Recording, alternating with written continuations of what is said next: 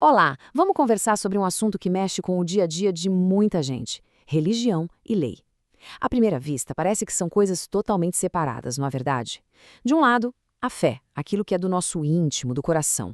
Do outro, as regras, as normas, como a sociedade funciona. Mas e se essa separação não for tão rígida assim? A verdade é que esses dois mundos estão sim muito conectados, especialmente aqui no Brasil. Vamos mergulhar nessa relação para entender como ela funciona na prática. Olha só, a maioria das pessoas vive a sua fé, seja como for, mas poucas vezes a gente para pensar em como a lei protege e organiza essa liberdade, né? É exatamente essa ponte que a gente vai atravessar hoje. E para isso, vamos nos basear nos estudos de grandes especialistas da área, como Tiago Rafael Vieira e Jean Marques Regina, que são autores do livro que inspira essa nossa análise aqui.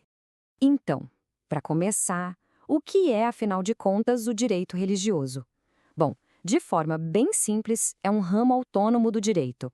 Pensa nele como um campo de estudo especializado, sabe? Com uma missão bem clara: estudar e organizar todas as normas que têm a ver com o fenômeno da fé e da prática religiosa na nossa sociedade. Ou seja, ele tem um foco único e não se mistura com outras áreas. E a grande missão desse campo do direito é buscar a harmonia.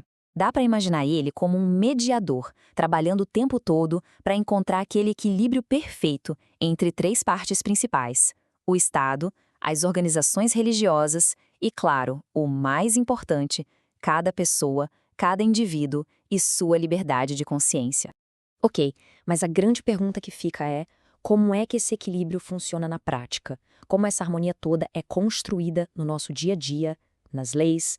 A resposta para isso está numa estrutura muito bem definida que a gente vai conhecer agora mesmo. A base de tudo isso se apoia em três pilares fundamentais. Cada um deles tem seu papel, suas regras. Se a gente entender bem esses três pontos, a lógica do sistema todo fica muito, mas muito mais clara. Então, vamos lá, vamos analisar pilar por pilar. Começando pelo primeiro pilar, o Estado. Aqui no Brasil, a relação do Estado com a religião é bem particular. Ele não é visto como um inimigo da fé, muito pelo contrário. Ele é visto como um parceiro. E isso nos leva a um conceito-chave: a laicidade colaborativa. O que raios isso quer dizer? Significa que apesar de o Brasil ser um Estado laico, ou seja, não tem uma religião oficial, ele não é um Estado ateu ou que seja contra a religião. Pelo contrário. O Estado colabora, ele ajuda a garantir a liberdade religiosa de todo mundo. E essa ideia aqui ilustra o ponto de forma brilhante. Essa visão, que está presente em decisões importantes do Supremo Tribunal Federal, mostra que o Estado tem o dever de proteger a prática religiosa. Ele reconhece a importância dela para as pessoas, para a sociedade, e não pode, de forma alguma, ser hostil a ela. Bom, entendido o papel do Estado, vamos para o nosso segundo pilar: a organização religiosa. Agora a gente está falando das igrejas, dos templos, centros espíritas, terreiros, enfim, de todas as formas que a fé se organiza em grupo. Como é que a lei brasileira vê esses grupos? Para a lei, uma organização religiosa é o que a gente chama de pessoa jurídica de direito privado. Na prática, o que isso significa? Que ela passa a existir oficialmente como se fosse uma empresa, sabe? Ela pode ter um CNPJ, pode abrir conta em banco, comprar imóveis, assinar contratos. Ela passa a ter direitos e, claro, também tem deveres para cumprir. E para se tornar uma pessoa jurídica, o caminho é basicamente este aqui. São três passos essenciais. Primeiro, criar o documento de regras internas, que é o estatuto.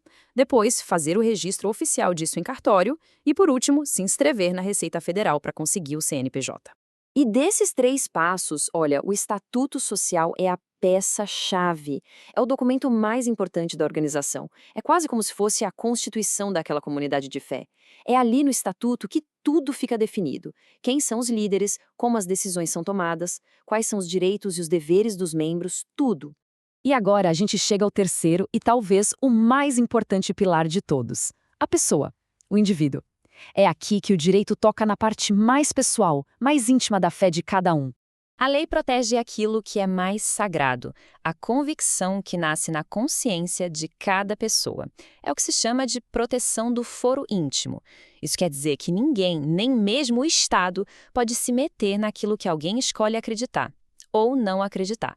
E essa proteção da nossa Constituição é muito, muito ampla. Ela garante o direito de ter uma crença, garante também o direito de mudar de crença ao longo da vida se a pessoa quiser e, algo que é igualmente importante, garante o direito de não ter crença nenhuma. Liberdade religiosa é também a liberdade de não ter religião. E, claro, inclui o direito de expressar e de praticar a fé que foi escolhida. Certo, já vimos os 3 pilares. Mas, na vida real, por que saber tudo isso é tão importante para o nosso dia a dia? A importância é dupla, tem 2 lados. Para cada pessoa, conhecer esses direitos significa poder exercer a cidadania de um jeito completo, consciente. Já para as organizações religiosas, estar em dia com a lei, o que no mundo empresarial se chama de compliance, traz segurança jurídica. É isso que permite que elas funcionem, cresçam e realizem seu trabalho de forma organizada e protegida pela lei. Se tem uma coisa que a gente precisa levar dessa nossa conversa, é isto aqui. Direito religioso não é sobre defender uma fé específica, é sobre defender um princípio que vale para todo mundo, o de que todas as pessoas, de todas as crenças, ou mesmo sem crença nenhuma, têm o direito de viver suas convicções em paz e com a proteção da lei. E, por falar em Estado laico, esse é um conceito cheio de detalhes importantes, viu? Quer entender ainda mais a fundo como é que funciona essa tal laicidade colaborativa aqui no Brasil? Pois esse vai ser o tema da nossa próxima análise. A gente se encontra lá.